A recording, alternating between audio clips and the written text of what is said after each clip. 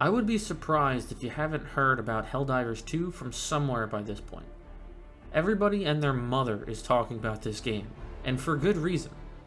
I didn't play the first one and had no expectations whatsoever, but wow, did this game blow me away. Helldivers 2 isn't perfect, there are some hiccups here and there, but overall it's absolutely amazing. The first thing I noticed was how quick and simple the tutorial was. They very quickly teach you the basics of the game, avoiding enemy fire, sealing bug holes, calling down stratagems. Everything that you need to know is in the tutorial.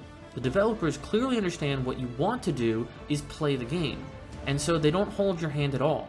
They give you all of the information you need, and you are out the door right into the action. It's made even better by the over-the-top presentation of, well, everything.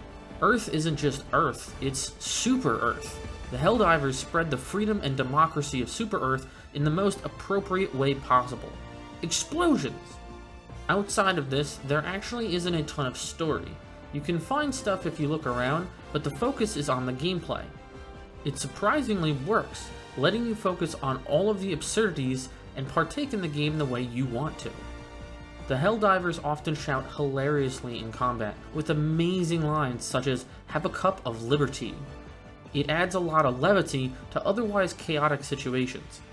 It constantly reminds us to have fun, and not take things too seriously, like when you see quote-unquote reviews for store items. You'll find bangers like, "Good for stealth, bad for enemy," even if the item has nothing to do with stealth. Or my favorite, "My wife said it's this or her, she will be missed." You can tell the developers had a blast. Even with how absurdist everything is, it really enhances the experience to go along with it, really letting you get immersed in the spread of democracy, especially when playing with a team. The game can be played solo, but as you get higher in difficulty, it's obvious things were designed to have a squad going into the missions. Embracing that role-playing element by coordinating the team's loadout and maximizing the democratic process was such a joy for me. I've been playing the game a bunch with a friend of mine, and it's been a blast pushing through the difficulties and unlocking new equipment and stratagems to further optimize our gameplay. It's been tougher with just two of us, but it almost adds a unique challenge in itself, seeing how best we can do with limited stratagems and weapon types. There are tons of different things to play around with too. The sheer volume of stratagems alone can be daunting at first. With the solid variety of mission types, there is always room for a piece of equipment to shine. I feel like I am making a solid use of a majority of my equipment, especially since the two enemy factions in the game are wildly different. Fighting against the Terminids is like fighting the Zerg from StarCraft, large hordes of enemies that aim to overwhelm you, most being close-range attackers. My friend and I find the Laser Rover to be super useful on Terminid missions.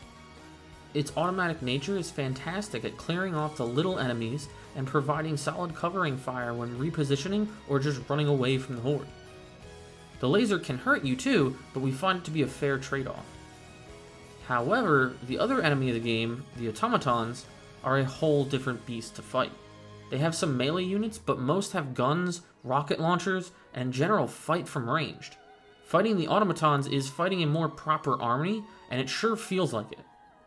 I get the feeling of a more traditional FPS style game when I'm against the automatons, and often lasers can be flying around from all directions.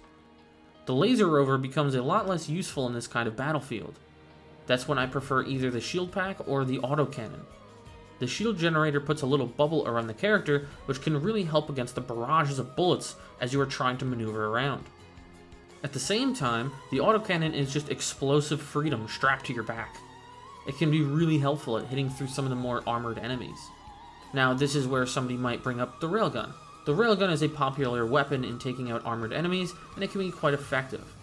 As good as the railgun can be, I still don't think there is a specific all-around go-to loadout. There is the meta, of course, but there are so many tools to utilize, there's always going to be areas where some things are better or preferred. It's not the strongest, but personally I like the Stalwart more on Terminid missions because of its large ammo capacity, letting me put tons of rounds into the large hordes that can spawn. When it comes to the larger, more armored enemies, I tend to prefer the stratagems like the rail cannon strike to take them out, and it works pretty well for my friend and I. That is what is so awesome about the gameplay. most of what is available can have a use somewhere. The best part is the game is constantly being updated. The developers have been incredibly active on social media, especially the CEO of the company. The developers are actually invested in their game and are focused on creating an amazing experience for players. Even if they miss the mark here or there, they are committed to doing better. They've added in new items and made adjustments over time, which keeps things more balanced. They even added environmental hazards, and while not all of them are great, I'm looking at you, Meteor Swarm, it's awesome to see the developers trying new ideas and seeing how they can keep the game fresh and exciting for players. I really love the idea of environmental hazards. Each planet tries to be different, with some succeeding better than others. But unique effects on each world prevents the gameplay from getting stale, and gives another thing to account for in picking the right loadout. Something like Meteor Swarm is lame as it's difficult to tell where they will fall, but the Ground Tremors one is much better. It's simple in that it restricts movement occasionally, but it doesn't outright kill players. Sometimes it may amount to nothing if there isn't even enemies nearby, but if there are, it can directly impact the way a skirmish is played out. It's not just a good thing to keep the game from getting too samey, but sort of a requirement in the giant war effort going on. We aren't just spreading democracy for fun, we are liberating the galaxy from the anti-freedom bugs and robots in a giant war. Completing missions will provide to the liberation effort of a planet, and often players are required to defend worlds from enemy attacks. It would certainly get a little old pushing out invaders if the worlds didn't change after a while, and these hazards keep things fresh. The war effort is also a really awesome way of having the community work together. If players don't work together to liberate planets, then the enemy forces will regain a percentage of their hold on it. The developers have a constant hand in the war effort too, making it an ongoing process for the community. Usually live service games come with a myriad of issues, and just the label is often viewed as a negative thing to be associated with. However, with Helldivers, they knocked it out of the park and set an example for other developers going into the future, notably with how monetization is handled. They have a shop that offers gear for currency that can be purchased with real money, but it isn't required. There are some benefits to the gear, but I've yet to see something I felt would be so advantageous that it required a purchase, even for what is essentially the Battle Pass. There is one that can be purchased, but I will say it's significantly smaller than the free one, and I don't use anything that I've unlocked from there so far. Surprisingly, the credits that are used to buy all this can be found in missions. Some can be unlocked from the regular pass, but just playing the missions can get you premium currency. Everything can be unlocked just by playing the game, and not at some absurd rate either. The game is made for the player first, and that is so refreshing to see these days. That is what I'd consider the best way to describe Helldivers 2, a welcome and refreshing experience. One that respects the player's time and aims to constantly provide new and bombastic fun.